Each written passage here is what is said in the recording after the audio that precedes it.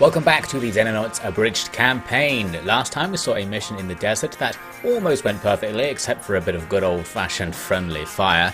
Then we saw a pretty difficult mission where I advanced too quickly, got outflanked, and ended up losing a couple of party members, almost 4 actually, but 2 of them came back to life magically. And we ended off with another disastrous mission where we lost 3 more operatives due to some surprise tactics from the aliens, including our highest rank operative getting shot at.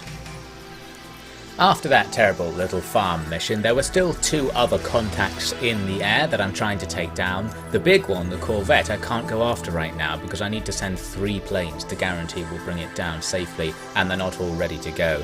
But we do get this smaller craft, a scout craft, and down it easily, so there we go, we've got another mission for ourselves. I was going to send Charlie 1 to attack that new crash site, because Charlie 2 I think is still in slightly bad condition after their previous fight. But now we successfully intercept the Corvette with the 100% chance to win and take it. Interestingly though, we almost lose a couple of our planes in the fight, so even when you're definitely going to win doesn't mean you'll win without casualties. Anyway, so they can go home, and now I'll have to redirect Charlie 1 to go to that crash site, because raiding the downed Corvette is probably more important than raiding the downed scout. And I thought I'll just send Charlie 2 out as well to go and hit the other one. I can't remember exactly why I didn't send them initially. I think their party members were healing up or something from wounds, so they wouldn't have all had full health, but we're going to try it anyway. Ended up dancing around like this for a bit because it was night, and luckily this time I actually noticed, although there was some sort of weird time jump there where time actually went backwards for a moment. Perhaps the aliens are up to something. Anyway, we've researched stun weapons, so in the future we'll be able to paralyze aliens and capture them alive, which may or may not come in useful. So here we go, we're raiding this little Arctic research station of some kind. Our helicopter's right near the alien UFO, and a couple of buildings in front of us give us a good place to go and take cover. The aliens just dance around in their door, nothing too aggressive right away, so that's going to give us more time to move into better cover. Since there's a long straight avenue going right up to the UFO's door, this is a perfect opportunity to just position a sniper who can see the door, try and open it, and then slowly blast everyone inside one by one. An alien appears outside the door without opening it in a curious move and suppresses one of my shield bearers in the door of that research building. Get some sniper reaction fire, which is good, and now our gunner bang turret will be able to just shoot at that alien standing in the open. From that position we'll also be able to hit the door next turn and go ahead with our sniping plan. But there was a bit of a mishap. It turns out there's another alien on the corner of that red building. I couldn't see him at first. The game has stopped, meaning an alien has come into view. Finally I realised that there he is, and this guy's a bit of a nuisance, since he can outflank our team that's facing the door, and if we take cover that will protect us from being outflanked by this new guy, then we're not in cover from guys who could come through the door, and that's going to become an issue quite quickly. So we end up ending the turn here with a few guys now facing a new alien. The alien actually does a cheeky trick shot through the wall and kills replacement from behind. Then the UFO doors open, an alien appears, takes a shot at bang turret and hits. Then another one at super long range hip fires bang turret down. Not good. Once again we have fallen victim to these aliens' surprisingly good long ranged abilities. Much better than ours, to be sure.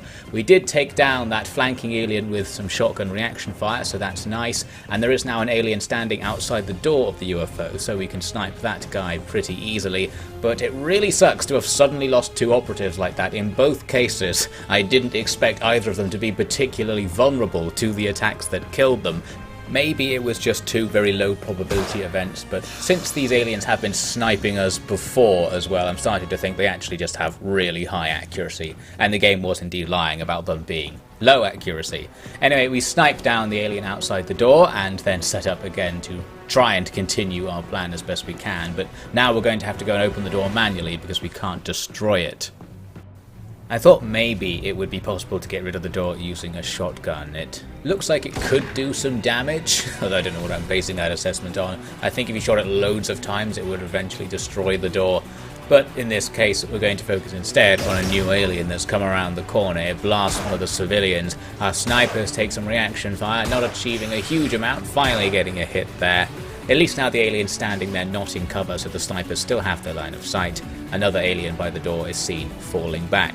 So our snipers will just keep firing. In this mission, the snipers have proven particularly useful. Charlie 2 has 2 snipers, and I think eventually ends up with 2 gunners as well. I'm trying different squad compositions for each one to try them out. And having 2 snipers, especially in a situation like this, does seem to be pretty handy.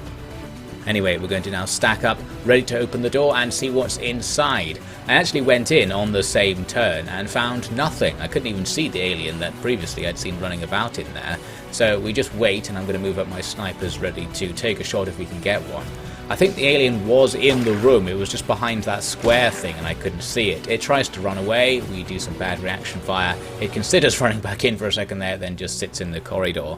I did nothing in response to this. I wanted to save all of my time units for reaction fire, and that means that when the alien comes back into the room, we're actually going to get 6 reaction shots on it between our shield bearer and shotgunner, and between them they do manage to kill the alien after a while, so that went particularly well. The mission isn't over though, so we still have to make an assault on the final room in the UFO.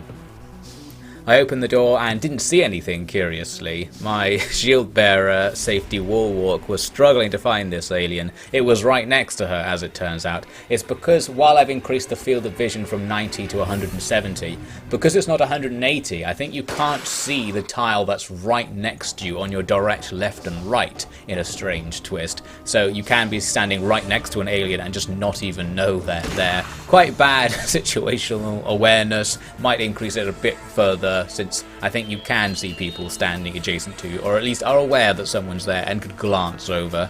Anyway, so there's the end of the mission finally. 2 casualties, both of them quite unexpected and probably avoidable if things had just gone slightly differently. Very annoying. Charlie 2's seen some serious attrition recently. We're going to have to hire a whole load of new people to refill the squad and act as replacements for the inevitable future disasters. We're going right into the next fight after that, since Charlie 1 was also en route to a UFO. It's another Arctic setting, and interestingly there was an alien standing right outside the helicopter, just waiting to see what would happen when this strange human craft landed in front of it. And the answer is, a couple of guys came out and blasted him. No reaction fire somehow. Still no idea how reaction fire actually works, but we got away with it there. Now we spot a new enemy across this little pond. There's some sort of floating disc. It's a combat drone, a little thing that just floats around and occasionally shoots at you. We're sort of wanting for cover facing that direction here, so we can't engage it very easily, especially because it's so far away, but I do my best, and the drone ends up floating towards us, opening fire and suppressing Big Iron, but doing no damage. To fire back, I'm going to use my second gunner that I've added to Charlie 1, Hillary Highcal. I think having 2 gunners is a nice idea, since they seem to have much greater killing potential than the generic rifle troops, even if they're not so versatile. And there we go, we get the kill, even at decent range, and now I continue on moving to the left of that pond. We discover a research building and an alien squatting in the door there. It's probably just killed a civilian inside. So now I'm going to set up around these trees, ready to move towards the building across the open ground. We take some shots from the alien. It gets hits onto Pruif there. Her shield is destroyed and she loses health. We also spot another alien wandering around off to our left flank, so definitely need to keep that in mind. As for what we do now, I can use Ray and Pray to hit the alien, but I was paranoid that if I did that, Ray and Pray would actually just shoot Pruif because she's somewhat in the arc of fire, but not really, and didn't really know if Pruif was going to be hit. So I ran Pruif away. The problem is, only Pruif could see the alien that we wanted to target with Ray and Pray, so if we want to take this shot, we're going to have to risk it. So I end up putting Betty Buckshot over there, and then just taking the shot and thinking, well, this better not just destroy my own operative. Luckily, it works out as intended. The alien is killed, and that's that. I sent a few squad members south to look for that other alien we saw, and we do take a hit there on Ali Verfenau, our rifleman, but it does pretty much no damage thanks to the jackal armor, so that's good. Now he's also sporting the first of our laser weapons, the laser rifle. He takes a shot, doing a bit of damage and getting suppression, but no kill unfortunately, so we will have to rely on traditional weapons to get this done. Good old Big Iron will use his Big Iron. to bring this guy down. So yes, we'll gradually be replacing our weapons with these laser weapons if we can, but it's very expensive and takes a long time to manufacture them, so you can't really just do it like you can in XCOM. It's more of a very long-term plan. Now moving up further, we go into the building, find the UFO and spot an alien outside the UFO over on our left. I use my gunner to get rid of the door, discovering another alien on the inside who is suppressed by the door suddenly being blown apart somehow by those bullets, and I'm also going to start moving over to the left in search of the other alien first. Xenonauts tries to shoot the alien in the door and misses. The guy replies in turn, getting a hit. Xenonauts now down to half health, but since he's wearing the Jackal armor, these hits he's taken haven't just killed him in one hit like it might have done earlier in the game, so that's good. He misses again. He keeps missing these really good chance to hit shots. Not sure why. Maybe the laser weapons are a bit underwhelming, and a good old heavy machine gun does the job in the end. I really think that relying on the gunners probably is the best way to get things done fast. We also take out that alien on the left with the good old run up and just shoot them in the face with the shotgun strategy. That worked out just fine. Time to go into the alien Corvette and take out anything on the inside. We discover a red alien over to the left of the initial corridor. I was going to run in with Big Iron and just go for a shot in the face, but there's another alien, a blue one, over on the right. So I thought now we'll fall back since we don't want to go into a room where we could be easily outflanked. I'm just going to hang around by the door for a bit. One of the aliens comes over to the corridor and shoots out, hitting Ray and Prey for a decent amount of damage, but now we've got the situation we wanted at least, the aliens sitting in our line of sight without us going into the UFO, so we can take shots from out here, and indeed Ray and Prey gets her revenge with an instant kill. I also saw a door opening on the left, so I thought that red alien might have run away into the back room of the Corvette, so I presumed it was safe to do this, to move up Big Iron and just see what I could see. We spotted an alien here on the right hand side of the first room and took it out easily. I also sent in Betty Buckshot to do the same on the left hand side and discovered two aliens, a red shirt guy and a blue shirt guy. Not sure if it was the same red shirt guy from before, but anyway, we killed him but took reaction fire, losing half of Betty's health. I was able to get her out of the alien line of sight, but she's not safe because the alien could just jump over the barrier and shoot her in the face during its turn. So I moved up there for now to try and get a shot here. Annoyingly, you have to be right next to these barriers to stop them from blocking your line of sight, even if you could quite easily see over them from a tiny bit of distance away. But anyway, we get the shot, but it doesn't kill the alien, annoyingly. These laser weapons still proving to be not significantly better than the stuff we had before, which is annoying considering how hard it was to get them. Anyway, we end the mission by bringing in Proif to just shoot that alien with a pistol. So that all went well. Now it was at this point in the mission that I realised we only had 6 operatives. You're supposed to take 8, but Charlie 1 was missing 2 people, and later I discovered this is because when your party members fall below a certain amount of health, they get automatically assigned out of the squad. It just doesn't tell you, so you're supposed to go and assign someone else in as a replacement while they're in the medical centre. Anyway, so that was a shame. At least the mission went okay.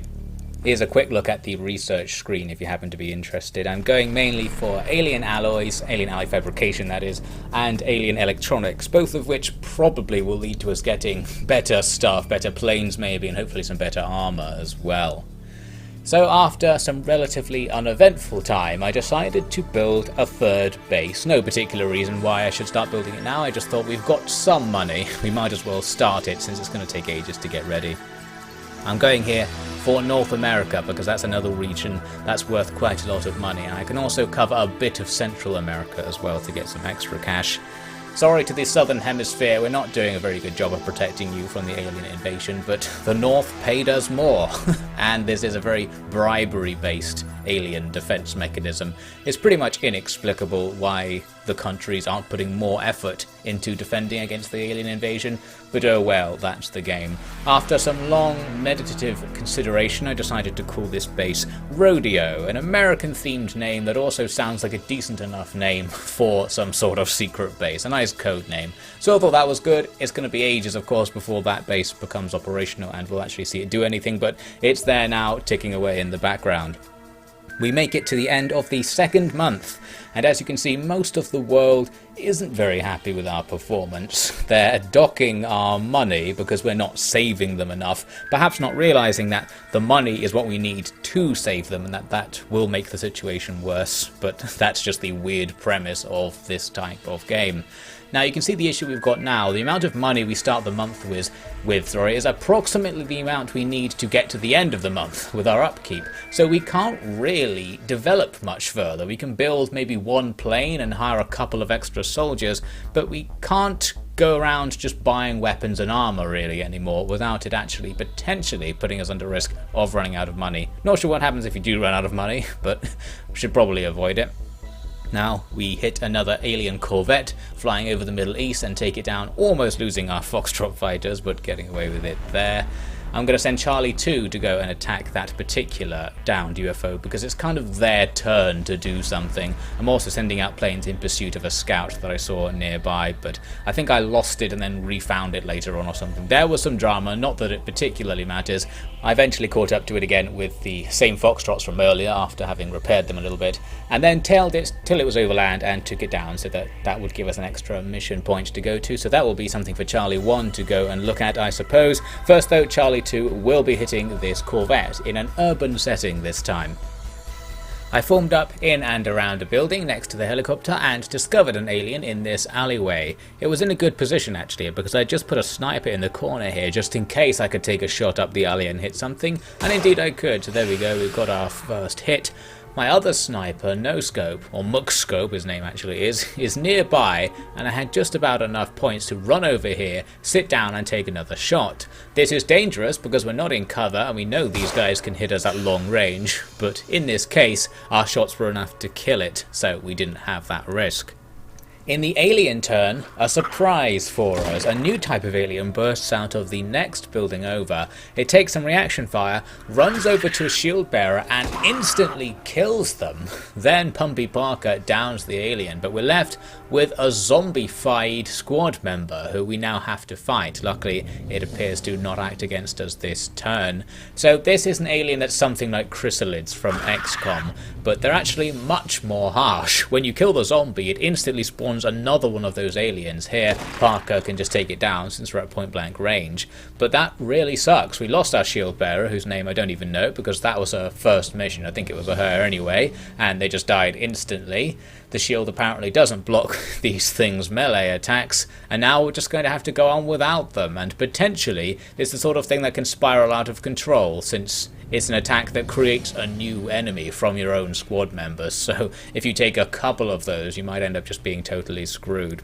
Now I formed up in the next building because I could put my snipers on the second floor and they had good vision over a large portion of the map. So my plan for a while now will be to just sit here in this building sniping things as they move about on the road. We managed to take down a lizard alien with this plan. Again, just having two snipers proves to be really useful because one sniper isn't really able to kill aliens, but two can and can kill them far before they attack you, so it's pretty safe. There was another lizard on the other side of the nearby wall, so I did need to pay some consideration to that guy. The snipers couldn't see him, so I tried to throw our new stun grenade over the wall. This is a grenade that causes the aliens to fall unconscious if you can hit them. That is, the grenade throw is flubbed and that ultimately doesn't do anything, unfortunately. As I said, I just kept waiting after this, waiting for aliens to come into our line of sight, and indeed, one of those weird purple things did. I think they're called Reapers. Now, it ran quite close to the wall that is between our building and where it is now. So now I know it's probably going to come around that corner where the little checkpoint thing is, meaning I can put the squad all sitting there facing the corner in the hope that they will shoot things coming around it. Of course, because there's no overwatch or something similar, we can't tell the squad members to watch the corner. We can just point them at the corner and hope that they'll keep an eye on it or something to see if an alien comes around the corner. One does. We do get some reaction fire, but it's from long range with a shotgun, so it doesn't do anything. And then the Reaper annihilates our second shield bearer, Wall Walk. Then an extra bit of reaction fire does kill the enemy. A bit too late though, that sucked. Our snipers can see something there. Hard to see what it is because stuff's in the way. I think it was a zombie. It was a zombie, in fact. One of the civilians must have died and created another one of those Reaper zombies. Killing the zombie created another Reaper, so that was annoying. Now we have to kill the Reaper zombie in front of us, and because we were firing a machine gun there, the shots at the end of the burst also killed the Reaper, so we got 2 kills at once. That's something. But I was pretty annoyed at this point in the mission. I was like, so that's how it is. I felt so out of control. I completely knew that that was going to happen, but I couldn't tell my squad to point their guns at the corner so that they could take reaction fire as the enemy appeared. It's very much just waiting to see if they will do it after a while. Something like Killzone or Overwatch might make the game a little bit more tactical in that regard and less RNG based. Anyway, the snipers are as reliable as ever, taking down that other Reaper that we just saw get created, so that's nice. Hanging around some more caused another Reaper to come into our line of sight, so once again the snipers will just get on that, and that goes without issue. Now after that, I needed to go find that lizard man who I knew was on the other side of the wall. Taking some shots here with one of our new laser weapons with safeties on. Causes not much to happen. Now I'm going to run up and try and do things the old-fashioned way. I always seem to be doing this, trying to use the new weapons. They don't do much and then we just do it the old-fashioned way. In this case, the first blast from our shotgun isn't enough, but a second one does the job. There we have it. There was now a long period of time just walking over to the alien UFO. There were no more aliens in the field, but once we open the door we can see 2 aliens inside, and because both of our shield bearers are dead at this point, it's going to be hard for us to go in any sort of safe fashion, because that initial corridor is just going to be a killing field if we try and charge in and take the first room. So what I'm going to do is use the snipers again, basically. I'm going to form up in such a way that our snipers have this long shot down the alien corridor. Then I'll keep just opening the door at the start of each turn and seeing what my snipers can do. And sometimes an alien will be crouching in the corridor. They just walk about at random inside the UFO, as far as I can tell, before you go into it. So eventually we'll be able to take out multiple aliens using this strategy, as long as they keep coming into our line of sight. So here's a case where we've got 3 shots onto one alien now. It still hasn't gone down. We catch a glimpse of another alien there, so we know there's at least 2 of them in there, and I think there's actually 3 as it turns out. I tried a different tactic on this alien. I knew it was basically dead, so I threw a stun grenade in. I think that's not how it works though. It's not like a alien that's weak is easier to stun. I think they have a separate hidden health bar for their stun ability. As it turns out, that gas is enough to just take it down instantly, so we've gotten rid of one target and captured that alien alive, so we can now interrogate it if we like. A new alien shows up. It's another lizardman alien, but it's like an armoured version, so I guess it just has way more health or takes less damage. We can use our guy sitting in the door to attack it, so I'm going to try once again to use the laser weapon. And that actually does loads of damage this time, finally getting a whole load of hits. It just needs to be at point blank range. So we take down the heavy alien, and I had this good feeling that there was only one alien left, so I thought now I'll charge in, kill the alien I can see at point blank range with Pumpy Parker, and indeed that does turn out to be the last one. So 2 more casualties, again shield bearers, towering Tess, that was the operative we lost right at the start. Nasty stuff. This is one of those games where every time you take a loss it lowers the probability that it's possible to complete the game, but you never know what that possibility is. So we'll just keep pressing on, and indeed we'll just keep taking losses, as you'll see.